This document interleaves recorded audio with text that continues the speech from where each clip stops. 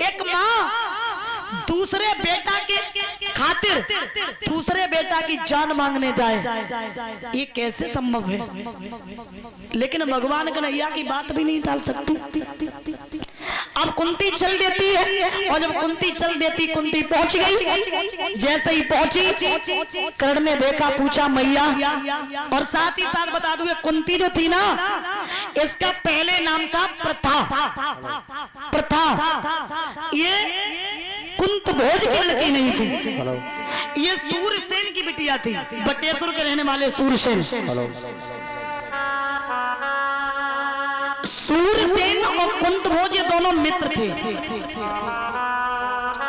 कुंत भोज की कोई संतान पैदा नहीं होती थी। उन्होंने कहा अगर आपके कोई संतान पैदा हो तो हमें दे देना।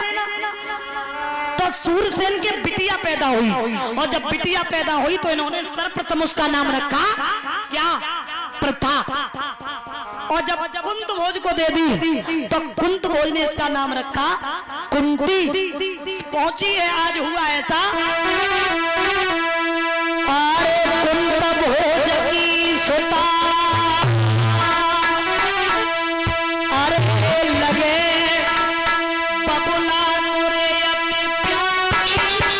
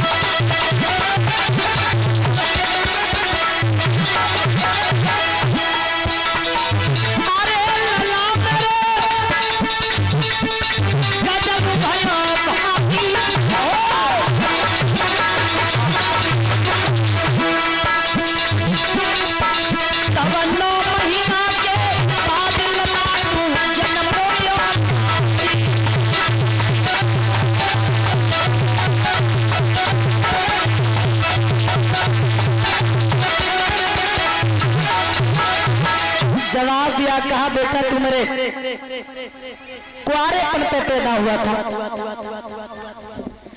समान की लोक लज्जा के कारण मैंने एक संदूक में बंद करके तुझे नदी में बहा दिया था। साथ ही साथ एक बात और बता दूं, जब नदी में बहा दिया था तो फिर ये कर्ण कहां से आया था? एक प्रमाण ये मिलता है, इसका पालन पोषण अदरथ ने किया था।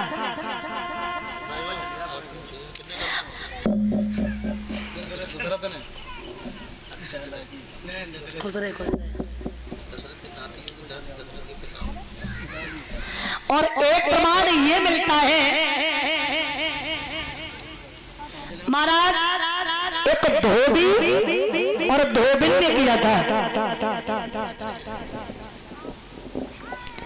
और ये सम्मान जो हो रहा है हमारे घनश्याम चाचा के पुत्र जो यहाँ 51 मुद्राओं से हमारा सम्मान किया, समस्त स्टाफ के लिए 10-10 मुद्राएं आशीर्वादी का मैं धन दान से राधा रानी भरपूर रखे, शिक्षा दीक्षा में आगे बढ़े, सद्बुद्धि प्रदान करे, बड़ा होकर के अपने माता पिता का नाम रोशन करे, यही अभिलाषा और आकांक्षा है।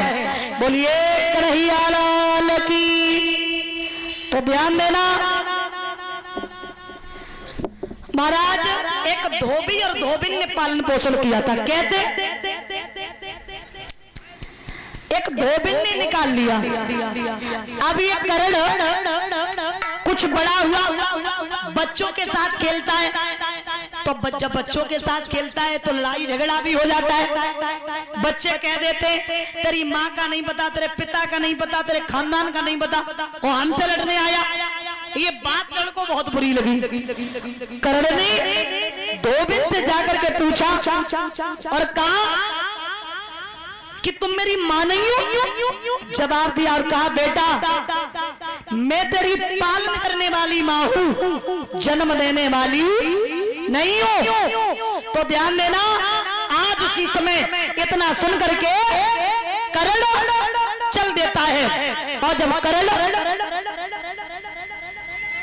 चल देता है, कर्ण देखता अपनी मैया कहाँ है मेरी माँ। सूर्य भगवान प्रकट हुए, सूर्य पुत्र था कर्ण, सूर्य पुत्र था। सूर्य भगवान प्रकट हुए, उन्होंने कहा कि मैं तुम्हारा पिता हूँ। तो बोले अगर अब तुम मेरे पिता हो, मेरी माँ कहाँ है? तो उसी समय कहा एक चुनरिया बोले ये चुनरिया ले जाओ। और चुनरिया जो स्त्री ओढ़ ले, चाहे कुंवारी हो और चाहे ब्याहता, अगर जलेगी नहीं तो तुम समझ लेना तुम्हारी माँ है। चुनरिया लेकर के चल दिया। और कर्ण कवच और कुंडल पेट से ही आए थे, कर्ण देखने में इतना सुंदर था, लेकर के चला। स्त्रियां सुंदरता देखती हैं, कहती हैं मैं तुम्हारी माँ, और जब चुनरिया ओढ़ती तो जल जाती। चलते चलते कर्ण पहुंचा कुंती के पास। जब कहा कि तुम मेरी माँ हो, बोले बिल्कुल। चुनरिया ओढ़ी तो कुंती जली नहीं, और जब कुंती जली नहीं उसी समय गोदी में बैठ गया, गोदी नहीं छोड़ी। उस वक्त भी कुंती कुंवारी थी। कहा बेटा मैं तुम्हें अपने पास नहीं रख सकते, तुम यहाँ से चले जाओ। तो इतना जैसे ही कहा है कर्ण चल देता है, वहां से जाकर के कौरवों की सेना में मिल गया था। कर्ण ने जवाब दिया, कहा मैया अगर ऐसी बात है तो ये कर्ण तेरा ऋणी है, उस ऋण के बदले में तुम क्या मांगना चाहती हो, मांग लो। जवाब दिया, कहा बेटा मुझे और कुछ नहीं चाहिए, जो तेरे पास परशुराम के दिए हुए 5 बाण है वो बाण मुझे दे दे, और कुछ नहीं चाहिए। अब कर्ण मां की बात भी नहीं टाल सकता था, जबकि कर्ण को ये बात पता थी ये मेरी मैया मेरी जान मांगने के लिए आई है, और फिर भी क्या किया है, बाणों को दे दिया। और कर्ण ने एक बात कह दी, मैया बाणों को ले जा, लेकिन जाते जाते उस अर्जुन से इतना कह देना कि तूने अपनी मां को जीते जी भिखमंगी बाणों को लेके चली आई। और जिस समय बाण दिए हैं युद्ध का नजारा ही बदल गया। अर्जुन बाण छोड़ते हैं तो कर्ण का रथ 7 कदम पीछे हट जाता है, और जब कर्ण बाण छोड़ते हैं तो अर्जुन का रथ 2.5 कदम। कितना अंतर हो गया। उस युद्ध भूमि के मैदान में कर्ण के रथ के पहिया जमीन में धसकने लगे, और जब जमीन में धसकने लगे, अब ये कर्ण को श्राप लगा हुआ था। बता दूं मैं आपको, रथ के पहिया जो जमीन में धसके थे, ये कर्ण को श्राप लगा हुआ था। किसका? परशुराम का। परशुराम जो थे वो केवल ब्राह्मणों को विद्या सिखाते थे। अब कर्ण को यही पता नहीं था कि मैं किस वंश का हूं, विद्या सीखने के लिए गया। परशुराम को नींद आ गई, और जब नींद आई तो एक जंगा पे कड़की पे अपना सिराना रखा, सो गए। और एक जंगा पे भमरा किलोरी करने लगा, और जब भमरा किलोरी करने लगा तो विचार किया कर्ण ने, अगर जंगा हिला रहे तो गुरु का अपमान है, और नहीं हिला रहे तो भमरा काटी दे रहा है। फंस गया कर्ण। एकदम से परशुराम की निद्रा जगी। जैसे ही निद्रा जगी उसी समय रक्त बहता हुआ देखा।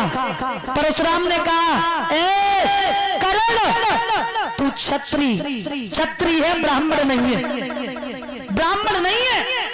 इतनी सहनशीलता केवल एक क्षत्रिय में हो सकती है, और तूने मेरे साथ धोखा किया, तेरे साथ भी धोखा होगा। आज वही धोखा होने लगा। कर्ण के रथ के पहिया जमीन में धसकने लगे। भगवान कन्हैया अर्जुन से बोले, अर्जुन बाण छोड़ो, रथ आगे बढ़ाओ। अब क्रोध आ गया कर्ण को। क्यों? बात ये हुई थी कि क्षत्रिय निहत्था होगा तो बाण नहीं किया जाएगा। क्रोध आ गया, कर्ण बोले, समझ गए बेटा,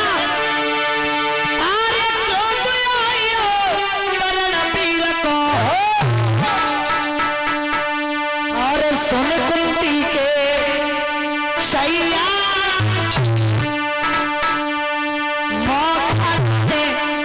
बाण मारन को गम भाइया लो भैया।